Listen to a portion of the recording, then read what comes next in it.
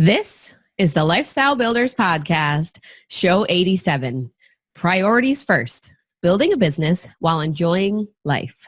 Are you frustrated by a lack of momentum in your business? Tired of putting in long hours doing what everyone says you should and still not making money? Sounds like you're ready for Lifestyle Builders. We'll help you get back on track, taking action, and seeing results. Head over to joinlifestylebuilders.com today to get started. All right. This is one of, obviously, our most favorite topics to talk about, since it seems to bleed into everything that we do. But I think it's really important to touch upon it again, just from a different angle. And I think one of the things that always reminds me of this is like when you're a kid. And kids have such different priorities of what's important than we do as adults. But it's also like, it's good to take note of what they do and how they live, because a lot of times they live in the moment. Correct. As opposed to being worried about everything and all of the complexity that we as adults have in our lives. So I would love to know, I'm trying to think if I already know this about you or not. What was one of your weirdest hobbies that you had as a kid? Oh man, I had so many. But I'd say probably one of the weirdest, especially now because I don't do any of this, was you remember what boondoggle was? Yes. So I used to I was like the guy for like the boondoggle bracelets. So whether it was like at like summer camp, or because we had like an all summer camp we went to like during the day with like sports or whatever. And then there'd even be like week-long things where we'd like stay at like those cabins like by the lake, like summer camp. Summer camp, yeah. But I was always the guy that like could do all the boondoggle, and then it was kind of like prison. Like the other kids would like pay me in like M&Ms and candy and whatever else. So I had like this horde of just like unhealthy snacks because that was my payment for making these kids boondoggle. Wow, there are so many things that I want to say right now. I'm trying to decide which of them I want to say. So I will say that now it's not so surprising that you know how to braid our daughter's hair. This is true. Because you knew how to do boondoggle. So that's a good skill. Just wait till you see what I do next time. I'm going to like do the square one. And yeah, I used to do that too. My mom was big on crafts. So we did a lot of, I didn't really do so much boondoggle, but I did do like the friendship bracelets and stuff like that. Oh yeah, friendship bracelets. That was the natural progression. I love that. I love that you were a boondoggle. How about you? Gosh. What am I weirdest? Well, besides being obsessed with very random things, which I'm pretty sure we've talked about before, one of my weirdest hobbies was probably, we're just going to go with collections of random things. I think that was probably one of my weirdest hobbies. I hopped around I was obsessed with whales, like to the point where I had whale figurines, like toys, and I had families of whales, and they would have names and talk to each other, and I would play with them. I had a whale mobile, like on my, like one of those floaty in the air things. It's probably a good thing I didn't know you back then. It's probably a good thing. Wow. And then when I moved on from whales, I had a Michael Jackson obsession. Hey, nothing wrong with that. Nothing wrong with that one. I also had an Elvis obsession. Also nothing wrong with that one. Nothing wrong with that one. I went with the kings of pop and of blue. Mm-hmm. What is he technically? I don't even know. Country blues. Sure, we'll go with that. Crooners. And then I was obsessed with horses. Not that I actually had like a real life horse. I'm very glad that one left because they're expensive. They are expensive. But I had like the same thing with the whales where I had the horse figurines. I used to collect, for anyone who's listening, Breyer, which still makes them. But that was the brand where it was like really nice horse figurines, and they had all the different types of horses. I feel like you win this one for nerdiness. I might. Yes. I might. They also had names. I used to make little saddles and like reins and all sorts of things. You already won. Them. You don't have to like convince me more. Like you got it. Okay, moving on. Let's move away from why Ariana is weirder than Tom. Yes. Okay. So we are chatting about in this book why it's important to start living your life now instead of waiting until everything in the plan lines up perfectly so that you can do all these things that you've always planned on doing? Well, here's the whole thing. And so this traditional path that we're all on, which is, go to school, get good grades, go to college, get good grades, work until you're 65. And there's even new reports now that it's like, well, 70 because people can't retire at 65, and then kind of live your life. And that is no longer what the path needs to be. Mm-hmm. And a lot of people are realizing that. And even like my mentor, when I said I wanted to retire at 35, he said, quit saying retire because that doesn't mean the same thing to you.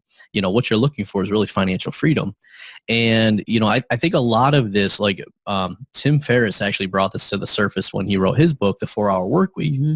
which basically said like lifestyle design. So instead of doing all the stuff now to then enjoy life later, start figuring out how to enjoy life now while you're building it, because we never know what's going to happen tomorrow. We never know if we're going to be around or, if we're going to get sick or anything like that. So it's about now enjoying and designing your life and building it in a way so that you're doing both at the same time.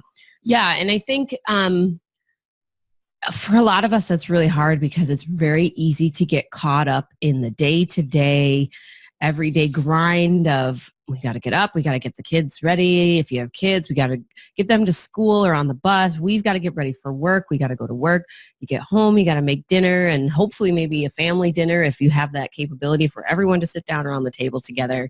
Then it's like, if your kids have homework and you've got to do stuff around the house, that's your day every day, it's very easy to kind of get into that cycle of always running. Everything's always running. And when you don't take a second to stop and be intentional about how you're spending any extra time you have, it gets filled. Well, and I mean, so like a big part of that, to your point, is to stop and take that time. But it's often difficult when you're in the moment or you have all that stuff going on. And we actually just recently finished up our Lifestyle Builders Live. We did a retreat where we actually got an Airbnb, brought in some of our members, and spent like a weekend together. And a big part of that was to get people out of the day-to-day so that we could start having these conversations and start thinking about what do you want your life to look like in the future? Because what we find a lot of people do is that whether it's the job or the family or the business, we jump right into what we're trying to do and we just work, hustle. Instead of getting clear on why we're doing that, Mm-hmm. and then being intentional about where we spend our time to make sure that we're progressing not only with like building our business or building our career, but building our life and achieving those things at the same time. Yeah, for sure. And I think, it may seem a little daunting if you have these big dreams of this is what I want our lives to look like. And your starting point seems really far away from that. So one of the ways that we've found helps a lot with being intentional, taking that time, is how can you take those big dreams of what you want your life to look like and break it down into really small pieces that you could maybe implement right now. So example, this is the one that we typically use because I'm sure there's a lot of people out there that have the same ideas we do. We want to take our kids to Disney World at some point. We are of the mind that they are not, our 6-year-old is old enough, but we have a 3-year-old, so that ain't happening yet. But that's obviously going to be a few years down the road when we have that big, huge family vacation of making memories and doing all these fun things. But one thing that we didn't want to happen was to kind of let that sit out there and be like, oh, well, someday we'll do these really fun things and have these really great experiences with our kids. How can we start doing that now, even if it's on a small scale? So being intentional about taking family trips. So you probably heard us mention this a couple times in the past episodes, but this past summer, we took off every Friday and we called them Friday family field trips. Mm-hmm. So we went just locally around our area, no longer than like an hour away from our house. So quick, easy trips in the car. But we picked a bunch of different places. I think we ended up having like 12 over the course of the summer. Oh, yeah. And we went to a different place every Friday, took the kids, kind of had fun. Some places were more planned. Some places were more freestyle. Let's just go and see what happens. Freestyle. I'm the planner, I got to point that out. But what it was just let's live in the moment for that day. Let's just go. Let's have fun. Let's enjoy each other's company. Let's make the memories now instead of saying, oh yeah, we'll do those things. We'll do those things when they get bigger. We'll do those things when we have more time. We'll do those things when we have more money. Yep. And I mean, a big part of that, if you're trying to figure out, well, how do I break that down? First off, it's getting clear on what you ultimately want. So we often talk about vision in 4 major categories. So the things that you want, house, car, etc. The experiences that you want, taking a trips and where you want to live, the relationships that you want to have, like, so who do you want in your life and what kind of relationships do you want to have? And then what kind of impact do you want to make? Like, how do you want to help others? So when you start defining those 4 categories, when you break that down and you look ahead at like the next 90 days, what you can do is take at least one thing from each category and start saying, well, what's a little piece that I could do on that? So for your example, one of our things we want to do for our family was to have more time together and give more experiences of, just stuff in the world, right? Mm-hmm. And so we said, well, one of those things is Disney, but these other ones can be, let's just take some time locally. Doesn't have to cost a lot of money, doesn't have to take a lot of time. And I'll tell you what, that was an awesome thing to do this year. And the memories that we made and the fun that they had and how much they learned, because we went to museums, we went to nature centers, yep. And they got to experience some of what they're learning in school, like real life. Mm-hmm. Same type of thing. Like, for example, one of the things on our list is to get a bigger house. Yep. So we've kind of shifted that back and forth, but we said, well, what is it that we ultimately want? We wanted to be able to have space for doing different things. So we actually took our 2 kids yep. and put them into one room. So they slept and their clothes are in one room and then their toys are in another room. So we could give them space for that. So there's a lot of creative ways for you to be able to start experiencing some of what you want now. Mm-hmm. But it just takes some time of getting clear on what you want and then breaking it down and saying, well, what's a small piece that I can do towards that? Yeah. And another really important piece of kind of prioritizing your life is learning the difference between urgent and important. To be completely honest, this is one that I still struggle with on a daily basis because I'm the planner and I am the holder of all things. So I tend to always have a lot of urgent and important things on my plate, and I have to decipher the difference between the two. But when you have the intention of how you want to be living your life, you have to kind of have that filter where things come through. So especially as entrepreneurs, when you've got the business and you have your life, you're going to have urgent and important things coming at you from both of those places. So it takes a little bit more finesse figuring out, okay, this is supposed to be lifetime, but now I just had something urgent pop up in my business. How can you set that up so that that doesn't keep happening and keep bleeding into your life? Well, and you just hit on the key point there. So we want to get to the point where we're spending our time just doing important things that aren't urgent, because what that means is that you're doing the most important things, but you're spending your time in the areas that make the greatest impact on your life and your business. But like Ariana being the planner, you can plan those things out. And if you have to shift, it's not a big deal. When you have urgent stuff coming at you all the time, it constantly throws off your day and you feel like you got to get things done, throws everything off. Mm-hmm. So one of the best things that we do is every single week we do a weekly review or a weekly meeting. Part of what we do in that meeting is we review the previous week and say, all right, what went well, what didn't go well? Part of what typically goes on to the didn't go well is, was there an urgent thing or an issue that came up that threw us off? And then what we do is every week we take at least one item that gave us a headache or was urgent the prior week, and we say, what do we got to change so that this is either not an issue anymore or it's less of an issue? And so essentially what we're doing is over time changing processes, changing how we do things so that less things become urgent, and then we can plan and focus on just the important things. Yeah, and the other really important aspect of this is once you've figured out the urgency and importance in your business and you've set up those systems and processes to take care of the urgent pieces, the really amazing thing is in life, you don't always get to decide what's urgent.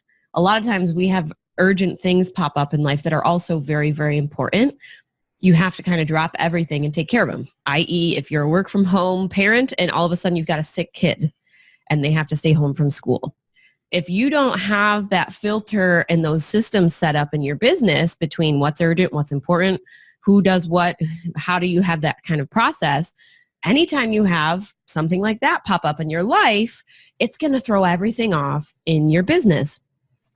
So it's really, really nice when you can get those systems set up and be able to take that time and prioritize those urgent and important things in your life as they happen and not have to have that burden of worry on your mind that, oh my gosh, this urgent thing happened that I have to take care of in my life, and now my business is going to completely fall apart for 2 days. Well, and when this happens, so I want you guys to remember this. When an urgent issue comes up, you're going to solve it twice. You're going to solve the immediate issue. So for example, one of our real estate properties, the power got shut off. So we got a call, and the first solving of that was, let's get the power back on. So we worked through that, got that back on. Perfect. Now this is where most people stop. They say, issue averted, I'm going to move on to the next thing.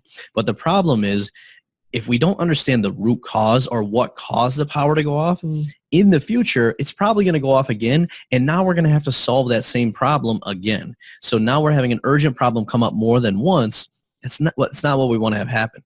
So now before you move on to the next task, you want to take some time and figure out what caused that issue to come up and what caused it to be urgent.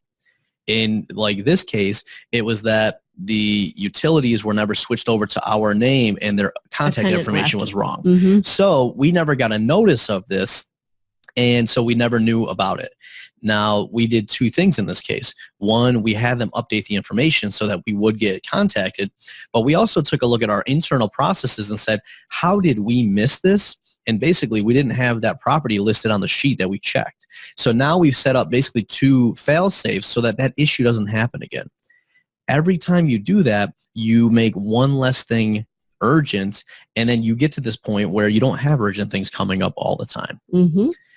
The other thing that I'll say with this as well, when you're kind of going through this and you have, these urgent things come up, taking some time to plan before you get to these issues helps a lot. So for example, there's this thing out there called a SWOT analysis. Mm-hmm. Strengths, weaknesses, opportunities, and threats.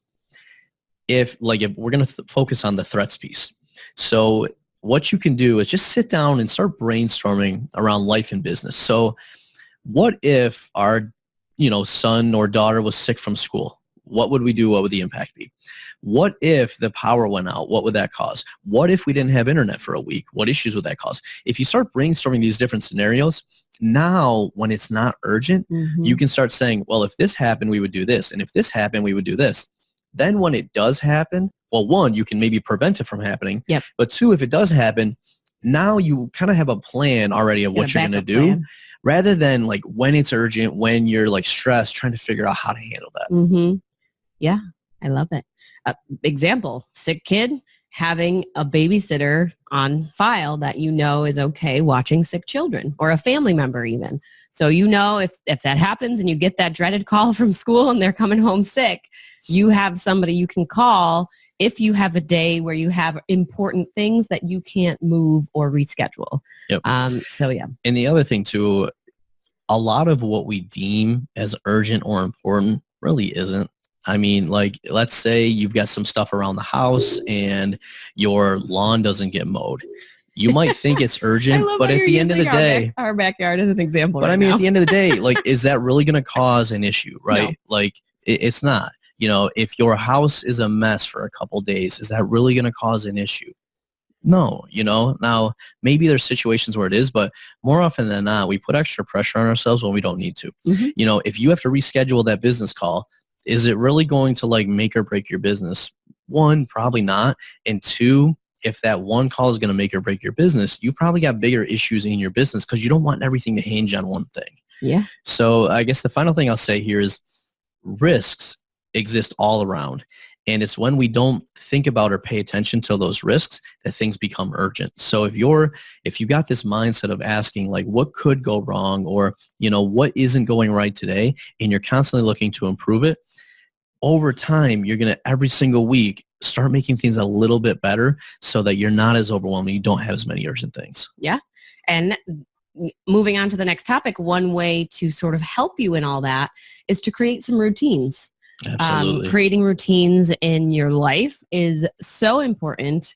A lot of times, again, we get caught into that cycle and we kind of have these default routines almost where it's like, oh, well, this is how it happens. So this is just how it's always going to happen.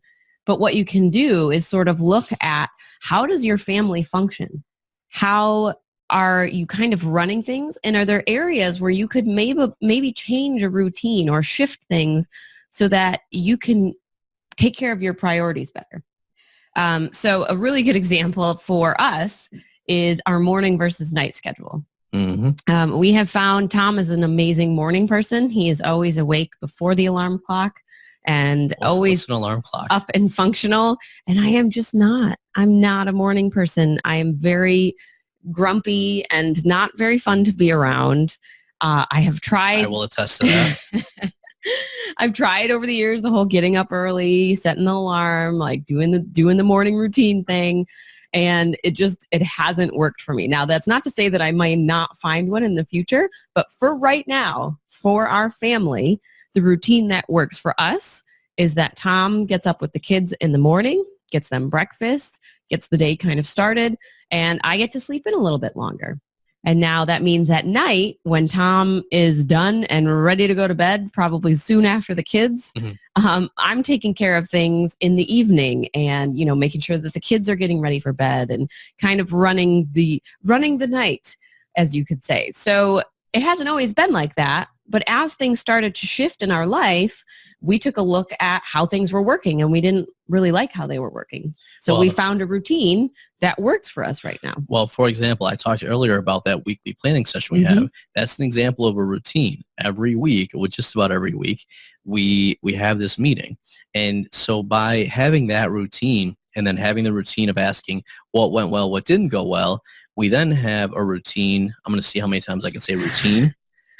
To improve our processes, right? So part of how we figured out that we needed to kind of shift roles and do the morning and night thing was when we would have just weeks where things weren't going well. We'd say, well, why is this?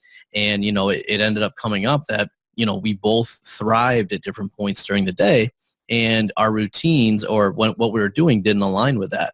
So once we shifted to be more in alignment with that, it made everything better. So the other part about like habits and routines is they make it easier. They take some of this like decision fatigue off of you. So for example, if you had to think about everything you did every day from getting up to like eating breakfast to brushing your teeth to breathing, like just all this stuff, it would be overwhelming. So the beauty of habits and routines is that you can kind of do things, autonomously without having to think about it. So, there's a reason that like I wear a black shirt every day. There's reasons that like, we have routines around when you brush your teeth and when you eat so that you just do those things and you're saving your mental energy, your decision-making capacity for the things that really do need your decisions. So the more that you can put routines and habits in place, the more mental and physical energy you're going to have for the things that are important that you want to be spending time and energy on. Yeah. And it's really, obviously, most of us have figured out this point, if you're a parent, that having routines for kids is essential. So as a family unit, the more you can involve your kids in the routines, the better off you're going to be as a whole. Like, having them pick their clothes out the night before so that no one in the morning has to worry about what clothes we're wearing. They're already picked out and sitting on the chair, making sure they have a good bedtime routine so that you're not constantly fighting at bedtime to get everybody in bed at the right time. Having different routines around, keeping the house decluttered, cleaning up toys, helping you clean sometimes, or I love when Ty helps me unload the dishwasher. It's adorable. Well, so for example, if you guys are watching the video, we actually record the podcast in part of our living room. And if you can see the background, Ta-da! It's clean. And This part does of not that happen is, all the time, just to tell you that. well, but part of that though is that we didn't even ask our kids to clean. Our daughter this morning just started cleaning because one of the routines we've implemented is before they go to school, they clean up any of their toys. So without us even prompting this morning, she went ahead and did that. So obviously that makes our lives easier. It starts to show her routines. And then it takes just some of the clutter or the, weight off of our plates. Yeah. Yeah. I love the clean up before bedtime and clean up before school routines. Those have been some of the best routines we've implemented this year.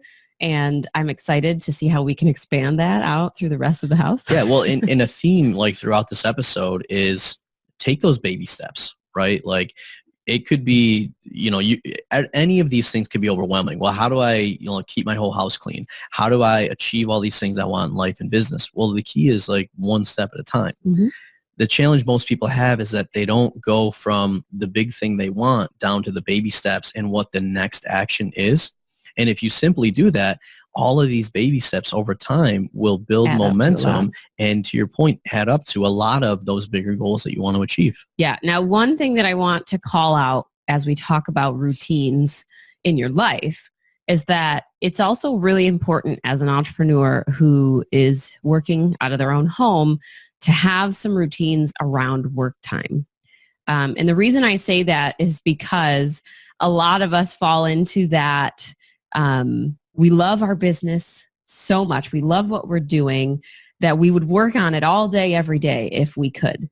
Now, if you are a spouse and you've got a significant other that obviously wants to spend some time with you, if you're a parent and you've got kids, you don't have that option to be able to work nonstop on your business. And you shouldn't anyways. You need to have life on the other side of it. But it's very easy to let work time bleed into other times in your life. So one of the things that we're really strict about is having that routine of quality family time. So we have family dinners. There are no phones, no electronics. Nobody's doing any work. If you do have something that has a deadline, you stop what you're doing to come eat dinner and then you go back. And we have very strict work routines around the weekends as well, because we like to have family time on the weekends. Friday nights are our family nights. And then usually on the weekends, we're doing something family related as well. So we've been pretty strict about kind of having those work routines and then just being open and intentional when it's like, okay, well, I have extra work that I need to do. We have the ability and the freedom to say, I can work whenever I want, but like having that communication between your spouse, having that communication between your kids to say, hey, mommy or daddy has a little bit of extra work I need to get done.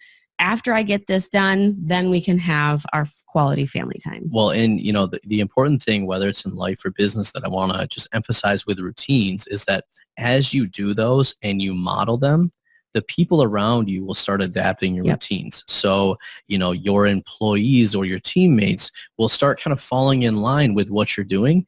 And then eventually they'll do it without you being there, which is what you want. So for example, one thing we have a lot of entrepreneurs do is start doing a daily huddle, a daily meeting for 15 minutes to plan out their day.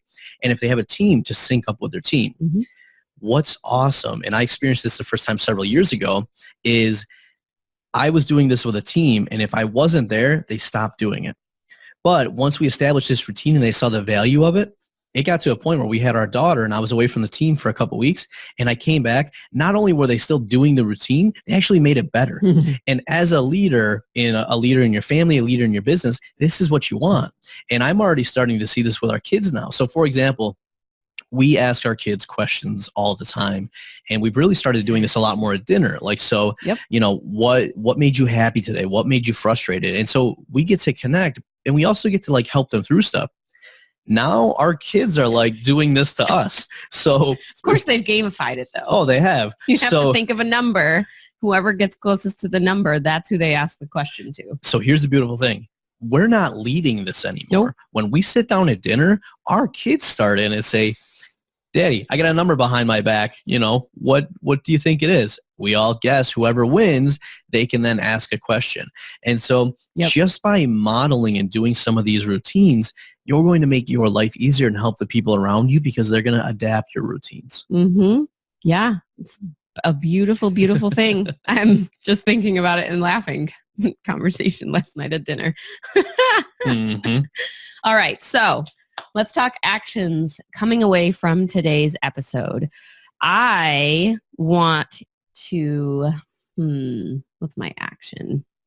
I think I want you to start trying to filter the difference between urgent things and important things as they happen to you. So like, you don't have to think ahead, but as you go through the day, just kind of anytime an urgent item pops up where you have to stop what you're doing and turn away from your work or get up from your desk, I just want you to jot that down on a Post-it note, like this happened. And then at the end of the week, gather up all those urgent, if you're a Post-it note fiend like we are, urgent Post-it notes, and lay them out and see if there's any reoccurring themes with like those urgent items that are coming up, and think about what you can do to prepare ahead so that those things are no longer urgent and they're going through a process that you've set up. Yeah, that's a really good one. And so my action for you guys is to think about one routine that you could implement that would then be a foundational routine. So for example, 15 minutes in the morning to plan out your day so that now you're intentional about what you're doing and what you're not doing. Or implementing a weekly meeting like we do to where you're reflecting on the past week and then planning the upcoming week. Because when you get some of these routines in place, they're ultimately going to help you be more efficient, more effective, happier, have more time, all that good stuff. Yeah, I love it. All right. What's our book for this week? All right, so we got a super special book for you guys today. It is actually our book. Yay! Lifestyle Builders. We have no idea if this is what it's actually going to look like. No, this is my ugly cover. mock-up photo. I think it's but, that ugly. But I want to read this to you guys. So the title of the book, if you guys haven't heard, is Lifestyle Builders. Surprise, surprise. The subtitle is Build Your Business, Quit Your Job, and Live Your Ideal Life. Now, I just want to read some of these quotes on the cover of this book. So we got a simple process that anyone can follow to not only figure out what you want out of life, but also the steps to go after it. And this was quoted by some great newspaper out there. And we've got another one out here that says, this is the book that I wish I had 20 years ago when I first started my business. It would have saved me a lot of time and frustration. And this was some really good entrepreneur. I feel like Joanna Gaines must feel when Chip does something ridiculous on screen and she just has to facepalm. We do get compared to them a lot, don't we? But anyways, so the book will be coming out in a couple of months, and we do have a wait list for this. And basically, if you guys want to know a little bit more about the book, it is the process that not only we use, but we teach people on how to do what we're talking about here. So this will take you through helping to get clear on what you even want out of life. Yeah, today's episode was inspired by one of the sections of the book. Absolutely, the very first section we have. And then part of it is also getting your personal finances in order, right? Because when you have a control of your money, that then frees up a lot of other stuff. Helping you to brainstorm, test, and validate your business idea so you make sure it's the right business that's going to support your life. Helping you get systems and routines and processes in place so that you can start removing yourself from the business so that you don't have to be like chained to it. And then ultimately how you leave your job and you transition from being an employee to an entrepreneur, because a lot of people don't realize all the mental shifts that kind of go on, in that case. And then we also talk about what are some of the sticking points that cause people not to have success with this. So this has been a labor of love. It came out at like 80,000 words, but there is so much gold in here, and we're so excited to get this out to you guys. So you can actually go and hop on the wait list. We'll be giving like previews and bonuses and other stuff for anyone on the wait list. You guys will be first to know when it comes out. You can go to tomandariana.com/book, and that'll get you on there. Yeah, and you can also get to it from today's show notes page, which is going to be at tomandariana.com/87. All right. Woo, so exciting. All right, it's been another great episode with Tom and Ariana, your hosts and lifestyle builders. And as always, we want you to remember that it's your life, your business, your way. We'll see you next time. Thanks for listening. Hey, we hope you enjoyed this episode. If you know another entrepreneur who may benefit from hearing this show, we would so appreciate you being a good friend and sharing it with them. Are you dreaming of a life of financial freedom and more time to spend with your loved ones? Want to build your business to support that dream? You need Lifestyle Builders, a mentorship program designed to meet you where you are and give you strategic and custom guidance so you can build the business you need for the life you crave. Become a lifestyle builder at joinlifestylebuilders.com. Are you a Lifestyle Builders podcast fan? We'd love to hear from you. Head on over to tomandariana.com/iTunes and leave us a review.